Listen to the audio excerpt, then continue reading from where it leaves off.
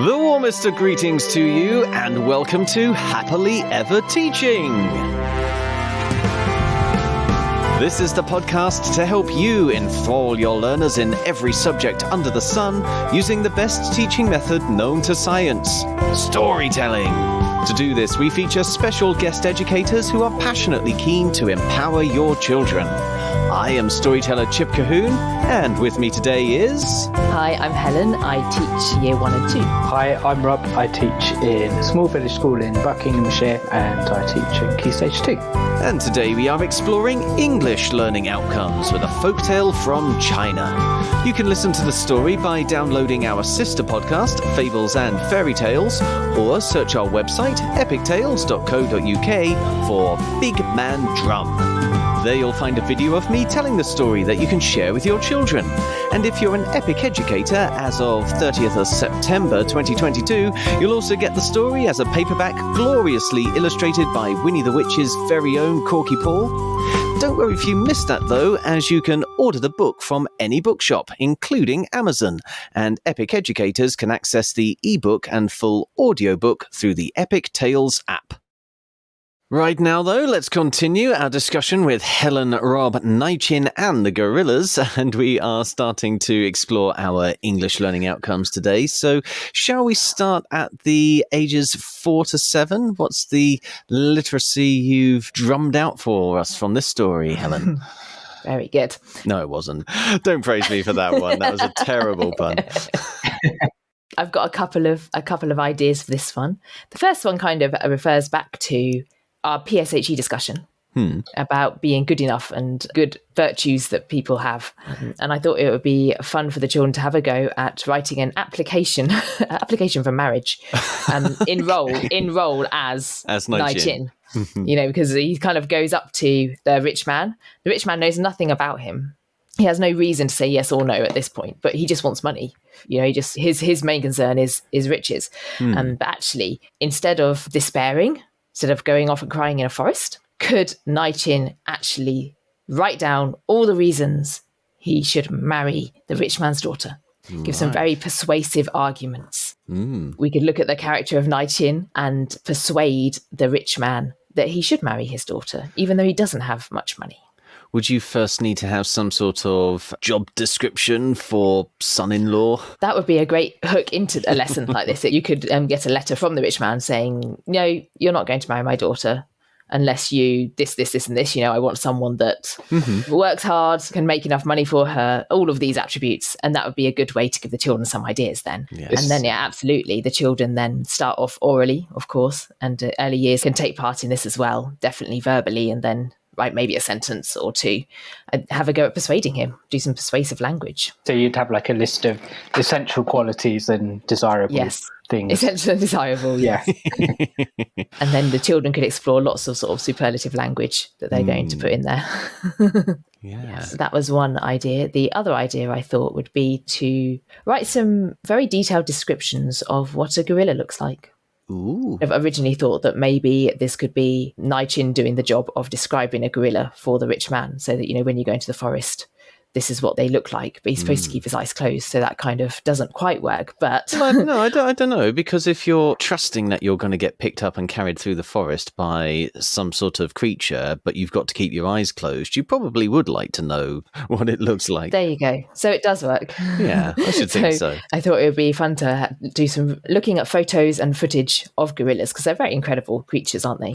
I saw something the other day, as you do when you're, you know, on the internet, on YouTube, of a silverback gorilla crossing a road with his family in front of a tourist truck, and it's just incredible, this gorilla and the way it moves. And I thought it would be a really engaging activity for the children to look at some gorillas and then describe them, use some really descriptive language. Imagine the rich man doesn't know what they look like, doesn't know what's going to happen. How would you describe these gorillas? And you'd want to use real photos for that, or could you use Corky's illustrations? Either one, I think, would be great. I think you could use whichever you chose to do. You could get the children doing some, as part of this, they could provide the rich man with a diagram as well, as well as some written words which links nicely into other subjects like science when you're looking at features of animals. Excellent. Well, as we start climbing up into the canopy with ages 7 to 11, so I'm getting slightly better. What have you managed to tap out for us, Rob? Again, a couple of ideas, and it's more to do with looking at the text of the story and thinking of it that way. So the first idea that I came up with was, what do we know about Nai-Chin and his family from before the story starts? Because it starts off with, when his mother died, young Nai-Chin had no family left. So it's going, what is the backstory? Where did these characters come from? What did the mum look like? What happened to the dad? Are there any siblings? Yeah, that's interesting, yeah. So to just kind of build up the prequel almost. Yeah. Yes. Here's what happened. The biography of Nai-Chin, yes. Up to that point. So that would be a good check to see what the imagination of your children is like, and not only their imagination, but kind of giving it a bit of like reality as well. Not, they lived in a spaceship and they flew down once the asteroid had destroyed all of the sunflowers. Or it's checking their ability to make good inferences, isn't it? Because they have to have their prequel end in a way that leads into the beginning of this story and sort of sets up this story. So you might need to explain in your prequel why Nai-Chin is as patient as he is, or maybe he isn't patient. Maybe he's actually petrified when the gorillas are surrounding him and he doesn't move because he's so scared. Maybe he has, in this prequel, had another encounter with gorillas that didn't go so well. Maybe it was gorillas that carried his father off or something. I don't know. Oh, there's a lot of scope for some creative writing there in the upper years, isn't there? Yeah. I think you'd get a lot of different ideas, a lot of different interpretations, but again, focusing them in on what's actually realistic, what would fit with the story, because that's a tricky skill to learn, isn't it? So. And it kind of links into the reading objectives as well, so guided reading, like when you infer things from stories. I do this with 10, 11, 12-year-olds. What do you think's happened? Why is it like this? Whereas with younger children, you would use your inference skills on what they've read. This is kind of inferring from what they've not read. So it's almost a higher level inference. You said it much more succinctly than I did. Well done. That's because I was only saying it to try and prod a longer answer out of you, though. Mission accomplished. And the second idea is to do with speech, because I was reading the story, I was like, there's no speech marks here. There's no like direct speech until Nai-Chin meets the rich man. Yeah. So I was thinking, well, I had my teacher hat on, I'm afraid, and I was thinking, well, has he done no talking up until this point of the story? Has he just walked around with his lips closed? I was thinking, so what kind of speech could you add in as he's met other people or talked to his pet cat or whatever else he's done? But just practice using speech and making sure you've got all the punctuation in the right place and things like that. So you could kind of take the written text and then edit it to add in the speech and then rewrite it, making sure that you're focusing on it. Yeah, I guess you've got plenty of lovely opportunities for that, like his first meetings with the rich man's daughter, for example. They could have been dramatised, couldn't they? Yeah. I really like that idea because it takes the pressure off the children from writing a whole story or a whole paragraph themselves. They've got the ideas there, they've got the story. They're simply adding bits in. I think that'd be really effective. Well, could you sort of encourage your young learners to almost be Disney's workshop, sort of how they're going to make this into the next Disney film? They've got to dramatize it. That means adding some scenes, because Disney do this all the time. They take a story like Aladdin, which you can tell in about 10 minutes. They turn it into an epic. Epic, exactly. Yeah, and that would also build into script writing, yes, which is another part of the Key Stage 2 writing curriculum as well. Fabulous. I had one very final, tiny thing, and it's to do with one word that you used in this story, which is the word battery. I wondered whether you were going to pick up on that. Yes, I thought that when I read it, I thought, oh, okay.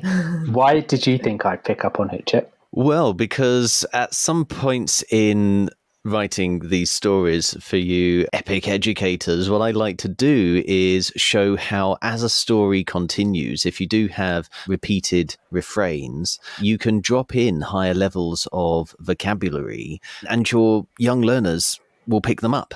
they'll sort of get the new meanings of things from the fact that they've got the image in their head. They sort of know what's happening, and you're just giving it a new label. And I think there is a certain element of this story as well, which is sort of about things not being immediately what they seem. And so, we all kind of have a very common use of the word battery, which is not what a lawyer would use the word battery for, and not what a judge or even a policeman might use the word battery for. So it's just a nice way of slipping in the kind of vocabulary that hopefully none of your young learners are ever going to hear from a policeman or a lawyer or a judge. Not. Yes. I like that. Is there anything else that you know about me and the topics, the subjects that I like to bring in? Oh, as in, is this going to be an etymology thing? Yes. Yeah. Oh, okay. Right. I'm really excited about this now. Go on then. So, and just whilst you were talking, I was thinking about it as well. So the French word for drum, like drumming, is batter or batterie. Oh, wow. Is it? Yeah. Yeah. So if you are a drummer, you are a batter.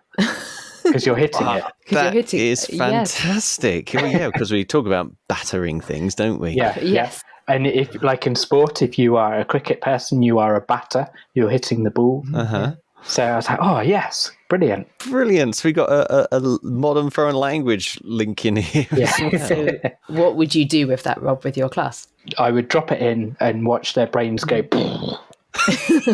and then carry on with what I was doing. And then carry on, yes. There you go. That's all we have time for in this episode, folks. If you'd like to talk to us about anything you've heard in this podcast, or if there's a subject you are soon to teach that you'd like us to cover, you can find us on social media using @TeachHappily, or leave us a review using your favourite podcast app. Please also share this podcast with your colleagues and help us start a story-led revolution in classrooms around the world, so children everywhere can learn in a way that's effective, memorable and enjoyable all at the same time. Tomorrow, Naichin and the gorillas will help us teach maths. But right now, it only remains for us to say cheerio, and we hope to hear your story soon. So, cheerio! And we hope to hear your story soon.